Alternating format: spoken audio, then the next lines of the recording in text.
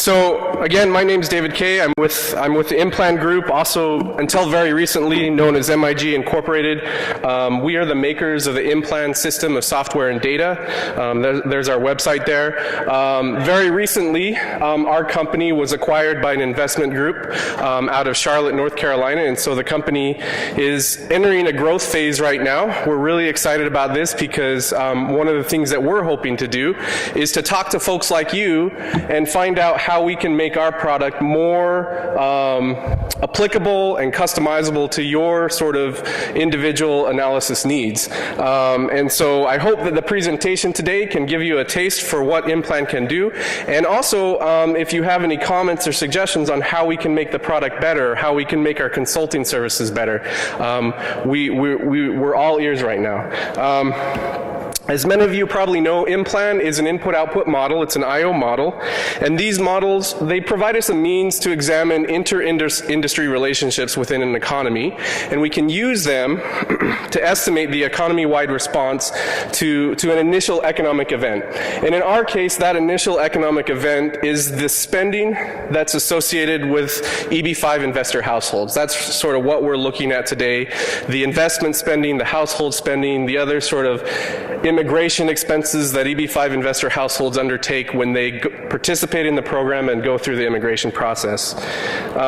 This is just a brief outline of my presentation today. After a brief introduction, I'll talk briefly about some of the methods that we use to estimate these spending categories, but the bulk of the time I'm actually going to spend on this results section right here, because I think this is the most exciting part of the presentation. And then we'll also spend a little bit of time talking about what the impacts would look like if the program continues on this growth trajectory that it's experienced in recent years.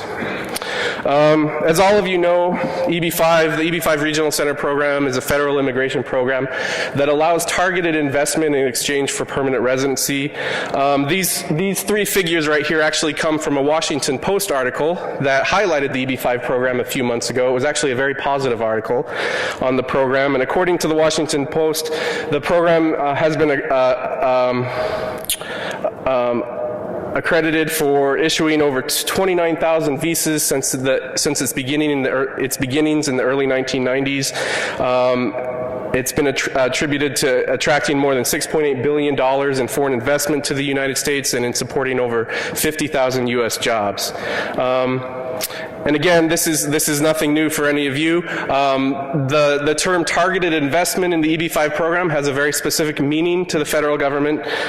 There's some criteria that have to be met in order for an investor's their investment to count in their immigration process. It has to be in a high unemployment or rural area and support 10 U.S. jobs.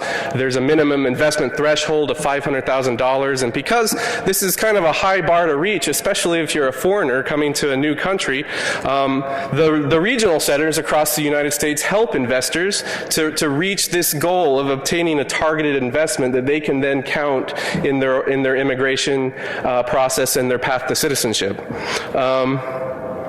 Before we get into a lot of the sort of charts and graphs and quantitative figures in this study, I wanted to just put a human face on the program. I read about the Decker family in this Washington Post article. Many of you probably did, that came out a few months ago, and I thought it was a great story. It was just a great immigration story, and so I just wanted to share that briefly with you today.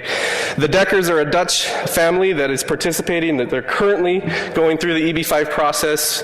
Back in the early 2000s, they immigrated to the United States on the E2 visa program, and they moved to the Upper Peninsula of Michigan to start a dairy farm, a dairy operation. They started with a few dozen head of cattle, and over the decade they've grown that business to include more than 1,200 head of cattle. Their kids have spent most of their growing up years in the United States. They've gone through the U.S. school systems, and they call the United States home, but now that their kids are approaching college age, approaching sort of that magic age of 21, they're looking for a way that all of their family members can call the U.S. home on a permanent basis. And to do that, they've decided to participate in the EB-5 program. They invested $500,000 in a downtown Washington, D.C. hotel, and just last year they received I guess you could call it their first installation of permits. They're 2-year temporary permits, during which time they have that 2 years to demonstrate that the investment was successful, that it supported the U.S. the required number of U.S. jobs, and hopefully a few years from now they'll receive in the mail their permanent U.S. sort of residency status permits. So I thought it was a great story, you know, coming to a country, working hard, building up a business from scratch, being successful at that business. I thought, you know, this is a great story to attribute to the EB-5 program. So I thought it was important to share in this presentation today. So back in 2008, Immigration Services commissioned a study to estimate the economic impacts of the EB-5 Regional Center program.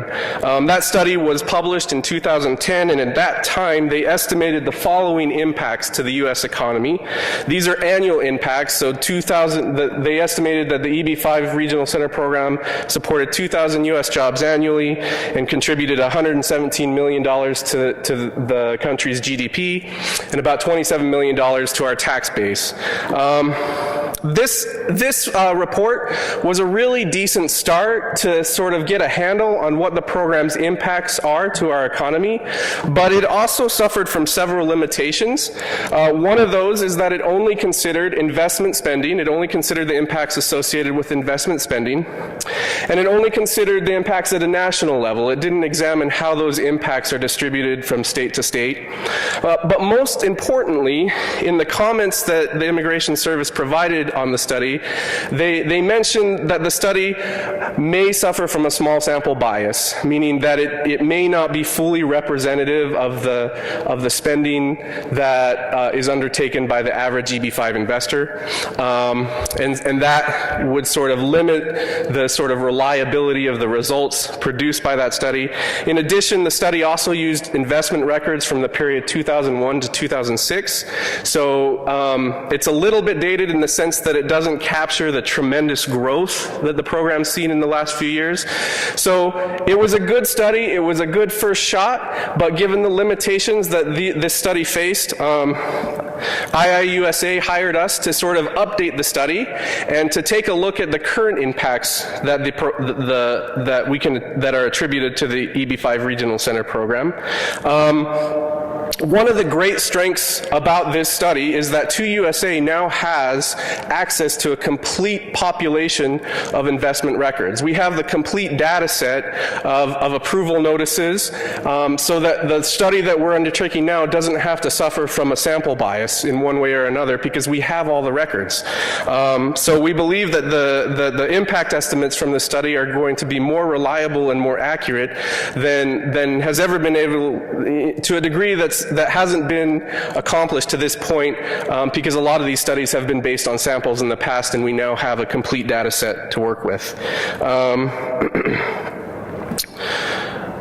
Another strength of this study is we've been able to expand the spending categories that we've estimated. Not only have we estimated the economic impacts associated with investment spending, but also the economic impacts associated to the household spending. As EB-5 households immigrate to the United States, they begin to spend their annual income in our country instead of their country of origin, and that has an impact on our economy. And there's also a number of other immigration expenses that are pretty substantial expenses that each investor household has to undertake to go through the immigration process. There's government fees that have to be paid to fill out applications. There's flight expenses, moving expenses. There's legal services, investment services. So there's sort of all of these services that are involved in the immigration process that the investor has to purchase to go through that process, and those purchases have an impact on our economy.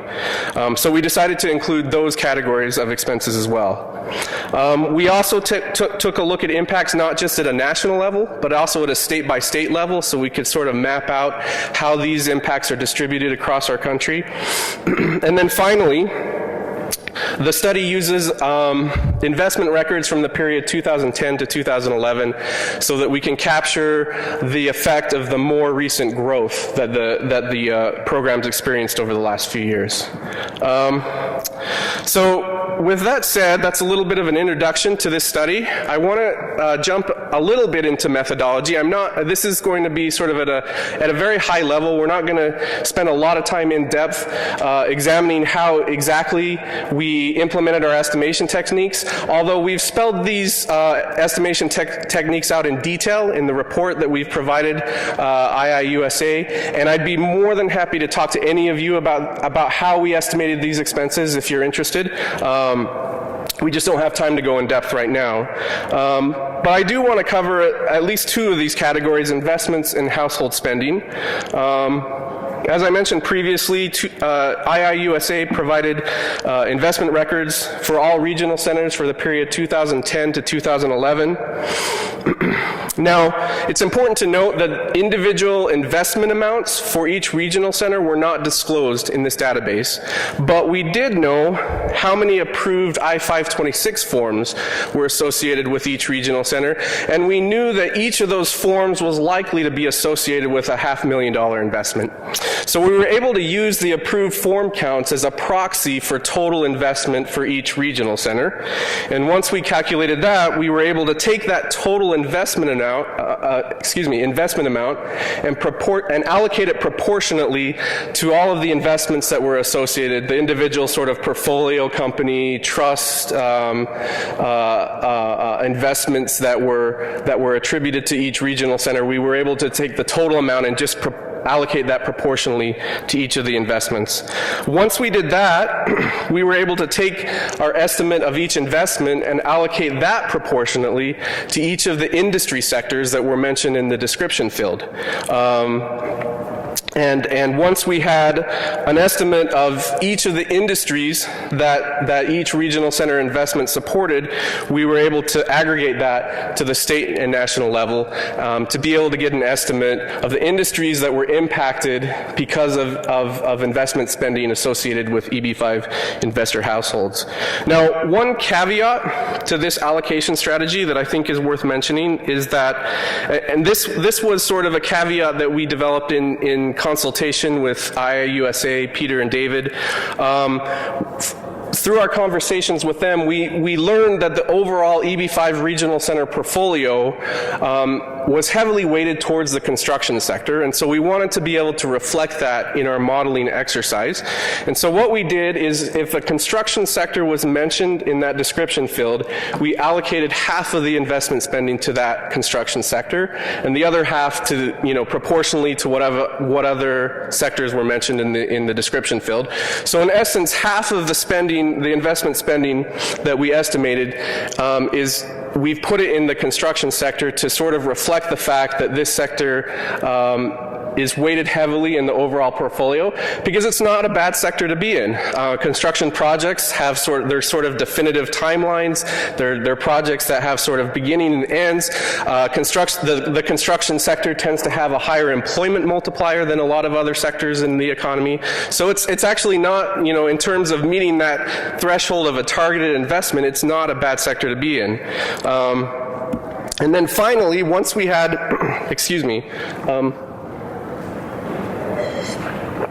once we had investment spending allocated by sector, we were able then to think about the nature of investment spending and what it was used for. And the idea that, a lot of investment spending may actually get used for capital expenditures, for the purchase of capital equipment that allow a firm to ramp up operations.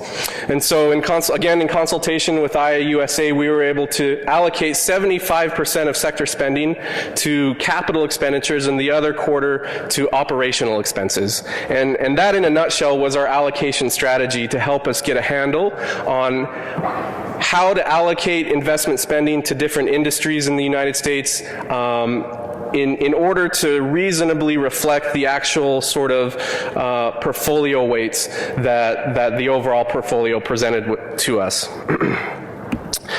With that said, I know this is just a horrendously large table. Please don't strain your eyes. I just put this up there for a demonstration purpose. These are the actual inputs that we used in our modeling process. These are the numbers that fed our model. As you can see, that bright red rectangle at the top, you probably can't read it, but that's the dairy, cattle, and milk production industry, where we estimated $500,000 of investment, 3/4 of that in capital expenditures and 1/4 of that in operational expenditures. That next bright red box below that is the construction sector, and you can see that nearly half of the total investment spending over the 2-year period, almost $1 billion, is in construction in order to sort of reflect that weight in the portfolio. This third box down, I just think it was interesting. It was kind of a fun fact for me to learn that nearly $200 million of investment got funneled into the motion picture industry. And then the very bottom, you probably can't read this, but that's the total amount of investment over the 2-year period, about $1.75 billion. And so these are the actual inputs that we used in our modeling process to be able to estimate the economic impacts. So with that said, I'll take that table off because I know it's a ridiculously large table and no one likes to look at large tables. But the next sort of category of spending that we estimated was the household spending that was associated with each EB-5 household. In order to estimate the amount of spending that each EB-5 household brought to the country when they immigrated to the United States, we used visa counts as well as the average size of the average size of an EB-5 household. We also used overall immigrant settlement patterns to be able to distribute those households to states. This was something that was suggested by IIUSA. They felt that the EB-5 immigrant settlement pattern would mimic the overall national trends in settlement patterns, so we were able to allocate it that way. And then finally, we used the SEC's definition of an accredited investor to get a handle on how much they may be spending in the U.S. economy each year. And again, IIUSA mentioned that most EB-5 investors meet this criteria, so we were able to use this definition, an individual with annual income exceeding $200,000, as sort of our baseline, where we were able to assume that, at a very minimum, each EB-5 investor has at least $200,000 in annual investment income that they can spend in our country. We sort of took that minimum threshold in order to sort of maintain the conservative assumptions of our study. We were able to adjust that for capital gains taxes. We put some aside for savings, for a rainy day fund, and what we were left with was about $150,000 per year for each EB-5 household to dedicate towards consumption spending. For those of you familiar a little bit with macroeconomics, this results in an average propensity to consume of about 88%, which is well below the actual level of APC that we've actually observed in the economy. The actual APC that we've observed in the economy over the last few years has been above 90%. So we believe that this is a reasonably conservative assumption about how much EB-5 households are spending in the economy each year. And we were able to take that $150,000, simply multiply it by our estimated total of EB-5 households to get an estimate of the total household spending occurring in the country over the 2-year period. As you can see, you add those two bottom figures together and you have nearly $200 million of household spending that impacts the U.S. economy each and every year. Our last category of expenses that we estimated, and we won't really go into the methodology in these at all, just because we don't have a lot of time to, were all sort of the ancillary expenses that an EB-5 investor household undertakes to go through the immigration process. So the flights that they have to buy to our country, the moving services, the purchase of new automobiles, the investments and legal services that they undertake, and the government fees that they have to pay to fill out all of the different application forms. This is sort of the end result of our estimation process. So you can see that between the 2 years, we estimate a little over $3 million in flight expenditures. If you go down a little bit, you can see investment fees account for a little over $30 million. Attorney legal services account for a little over $65 million in initial spending, and then government immigration fees, the forum fees, account for a little over $10 million in spending. These are significant expenses. They're by no means at the same level of as actual investment spending, but these are significant expenses that a household undertakes to go through the immigration process. And because they are significant expenses for a household, we thought it was important to include them in our analysis of the overall impacts associated with the program. Okay, so now we're through the methodological section and we can get to the results of the study. Once we had estimated all of these sort of initial spending categories, we were able to use our estimates as inputs into our modeling process. We were able to populate IMPLAN with those estimates and use that to estimate the total economic impact, or the total economy-wide response to all of these sort of initial rounds of spending. And before we get into the charts and graphs, I just want to go over just a few definitions. I know many of you are probably very familiar with these terms, but I just want to make sure that we're all on the same page. Economic impact results are typically reported in sort of 3 different tiers. The first tier are the direct effects, and these are impacts that occur as the portfolio companies receive the investment that the EB-5 investors are funneling through the regional centers programs. As these portfolio companies receive these investments and ramp up their spending accordingly to purchase more capital, labor, and intermediate inputs. This increased demand, so essentially the investment spending, these are known as direct effects. So this applies to the investment spending estimates, the household spending estimates, those other immigration expenses, all of those expenses that an EB-5 investor household undertakes to go through the immigration process through the EB-5 program. These are the direct effects the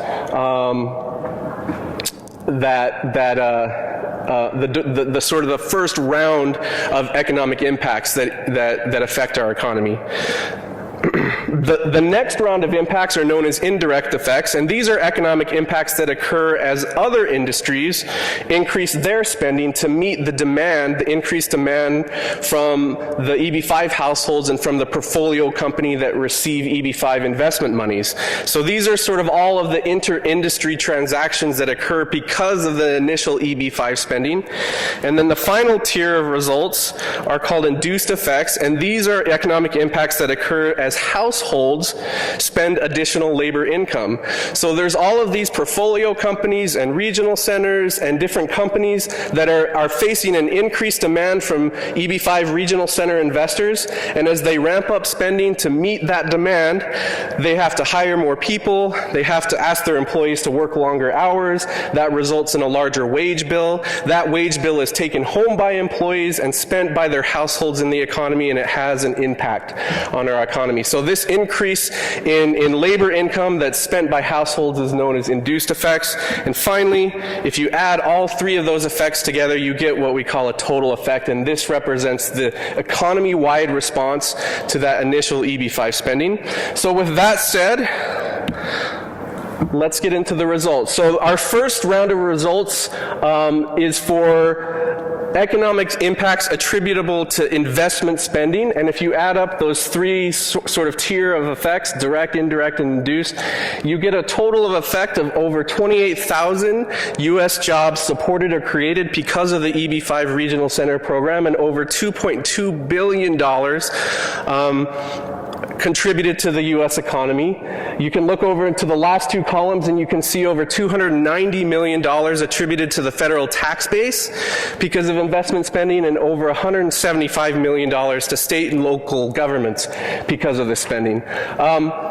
As you can tell, these numbers are far greater than those originally estimated back in 2010 by the Immigration Services report. And as we'll see in just a moment, the reason these numbers are so much larger is because of the tremendous growth that the program has experienced over the last few years. Our next sort of category of results, or actually before we get there, let's look at this map. So this is a map of U.S. jobs supported by EB-5 investment spending by state. So this gives you a sense for how this investment spending impacts the economy at a subnational level across the 51 different states and districts. This is probably no surprise to any of you, but Pennsylvania, New York, California stick out. They are the states with the highest level of investment spending, so they also have the highest level of economic impacts and the highest level of jobs supported. But there's also a few states on here that, as someone who's not quite yet an expert in this program, that I wouldn't have guessed benefit substantially from the EB-5 program, but Washington State, South Dakota, Wisconsin, Illinois, Ohio, and as you can see, across our country, U.S. workers are benefiting because of EB-5 investment spending, which I think is a great story, especially in this day and age when the economy is sort of timidly recovering. There's a program that's grown enormously that helps support a large number of U.S. workers. So I guess in a sense that's really good news. Our next, excuse me. Our next category of economic impact results are those economic impacts associated with the household spending undertaken by EB-5 households when they immigrate to the country. If you add up the three tier of effects, you get a total of effect of nearly 3,000 U.S. jobs supported just because of EB-5 household spending, and over $240 million contributed to U.S. GDP just because they're buying their groceries and their durable goods and all of the things that they need to buy to support their family. Just because of that spending, nearly 3,000 jobs are supported. I think that's a fantastic result, and I think one special characteristic worth noting about household spending is that unlike investment spending and the other spending categories, which are sort of one-off expense categories that impact the U.S. economy and eventually fade away, this household spending will occur year after year after year as long as the EB-5 households live in the United States. Something that we didn't quite get into this report, but we're working on right now, is a present value, sort of a present value calculation that we can use to calculate economic impacts of EB-5 households, because this is just 2 years worth of spending, but there's probably 30 years worth of spending in the future here because these folks immigrated to the country and are now spending their household income in our country instead of their country of origin. This is, again, another map that shows U.S. jobs supported by EB-5 household spending, and as you can see, almost every state in the country is impacted in a beneficial way because of these EB-5 household spending patterns that occur in each state. Now you can see that states that already have higher levels of immigration, we've attributed with higher levels of EB-5 household spending, such as California, Texas, Florida, New York. But across the country, U.S. workers are being supported by this household spending. Our last category of results are all of the other ancillary expenses that an EB-5 household undertakes to go through the immigration process. Investor and legal services, government fees, moving expenses. If you add all of those things up, over 2,000 U.S. jobs are supported just in this 2-year period because of these ancillary expense categories, and over $200 million attributed to U.S. GDP. This is incredible growth. If you looked at these numbers even 5 or 6 years ago, this is growth that is 10 to 100 times larger than it was just a few years ago. Now this is the slide, I think, that sort of summarizes everything. If you add all of the economic impacts together, the investment impacts, the household spending impacts, and all of those other spending categories, you add those all together and you get a total economy-wide response to all of this EB-5 spending that supports over 33,000 U.S. jobs and contributes over $2.6 billion to the U.S. economy. Those are significant numbers. Those are important numbers. This is a program that has a substantial impact on our economy.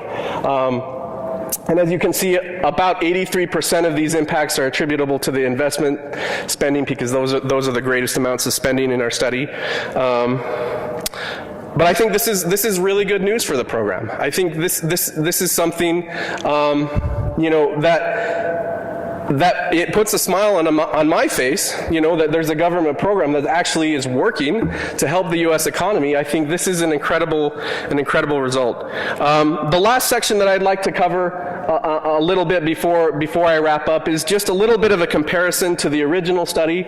As I mentioned, these results are much larger than the results estimated in the Immigration Services study, primarily because and this is actually a really important piece of it, because IIUSA has access to a complete database of investment records. This is something that I think I am not aware of any other studies that have been able to approach this from sort of a comprehensive having access to a comprehensive database of investment records, which makes these results more reliable and more representative of the average EB-5 investor household than we've probably been able to estimate before in the past. The results are also a little bit larger because we're taking into account more spending categories that are associated with the program. But most importantly, these results are so much larger because of the program's increased popularity and because of the increase in investment activity that's occurred over the last 3 to 4 years. You can see the comparison between approved 526 forms and visas between 2006 and 2012, and you can just see the magnitude of growth that's occurred just in those 6 years. Approved I-526 forms in 2012 were over 10 times the amount as what were approved in 2006, and nearly 100 times for visas. So this is just phenomenal growth, and because of that, this is the primary reason why these results are so much larger now. It reflects that growth.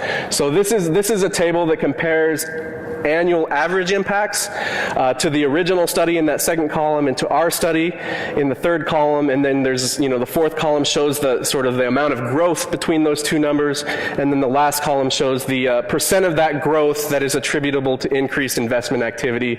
So you can see there, if you look at that third row down, jobs supported, the original study estimated 2,000 jobs annually. We're now at over 16,000 jobs annually supported by EB-5 investor household spending. That's over 7 times what it was a few years ago, and again, you can see that the vast majority, almost 80% of that increase is due to increased investment activity associated with the program itself. Because of this growth, we decided it may be useful to do a little projection activity to see what the impacts may be if this growth continues, if this growth trajectory continues over the next year or two. As all of you know, the program has a current visa limit of 10,000 per year. And that's something, after talking to Peter, it sounds like that you folks will probably meet, if not this year, definitely next year. So this is something that is happening in the very near future. So we undertook a simple linear projection technique to do this forecasting, and it's important to note that linear projections are usually only valid in the short term because there's a whole host of variables that have to remain constant in order for the linear projection to remain valid. The level of inflation, investor spending, etc. And this assumption is more valid in the near term than it is in the long term. But given the fact that the program has seen tremendous growth and it may butt up against its limits in the next year or two, it's probably a reasonable exercise to undertake. And this last bullet point just gives you an idea of how the economic impacts increase as you reach that $10,000 cap, and it also projects out to a 20,000 visa limit. So, for instance, if Congress decided one day to double the current limit of visas, you can see at the 10,000 visa cap that the impact results increase 2.5 times what we found in this current study, and at the 20,000 visa cap, if that ever is something that ever happens in reality, the impact results would increase 5-fold. And these charts kind of show that story. This first couple of columns shows our study results, and you can see at the 10,000 visa cap, you're supporting an additional 50,000 U.S. jobs and contributing over $6 billion to U.S. GDP. And at the 20,000 visa cap, you're now supporting over 160,000 U.S. jobs and contributing over $13 billion to U.S. GDP. That same story repeats itself with federal and state tax revenues. At the 10,000 visa cap, cap, you're looking at nearly $1 billion in federal tax revenues, and at the 20,000 visa cap, you're looking at almost $2 billion in federal tax revenues, and that same story repeats for state and local government revenues as well. So just in conclusion, the program contributes substantially to the U.S. economy. Those impacts have been increasing significantly over the last few years. And just, from an economist perspective, I'm not a policy expert by any means, but if economic impacts are a main policy consideration, it may make sense to make this program permanent. It may make sense to increase the visa cap. Now, there is an argument, well, what if EB-5 investment crowds out other types of U.S. investment? But if you look, at the total investment, EB-5 investment level as sort of a portion of total industry output, it's a very small percent of the investment industry's total output. So there's probably room for everybody to swim in the pond and to contribute to a larger piece of the pie. So I don't think that it's the case that EB-5 investments are going to crowd anybody else out. And because it has such a significant impact on the U.S. economy, it may make sense to increase the program's cap. Finally, I just wanted to express thanks to David and Peter for allowing us to be involved in this project. This was a very exciting study. I learned a lot from this study about immigration, and specifically about your EB-5 Regional Center program. I think it's a great program. I think that this study represents a careful, comprehensive examination of the current economic impacts that are attributable to the EB-5 Regional Center program. It provides careful methodologies for estimating these sort of initial spending categories, and because we have a complete database of records, it provides more reliable results. It's also, in my opinion, a very exciting application of IMPLAN's capability, and with our company being in a growth phase right now, if any of you have used IMPLAN before, we would love to hear from you about how we can make the software more applicable to your needs. If you haven't used IMPLAN before, we hope that it can be a tool in your arsenal to meet your analysis needs that help drive your organizations forward. And then lastly, this just in, the 2012 investment records just became available about a week or two ago, the complete database, and so that analysis will be forthcoming shortly as well, and IIUSA will have that in the near future. Again, thank you for letting me come and present these results to you. This is our contact information. If any of you have questions about the methodologies or want to discuss more about how these studies are carried out, we'd be more than happy to talk to you. Thank you very much.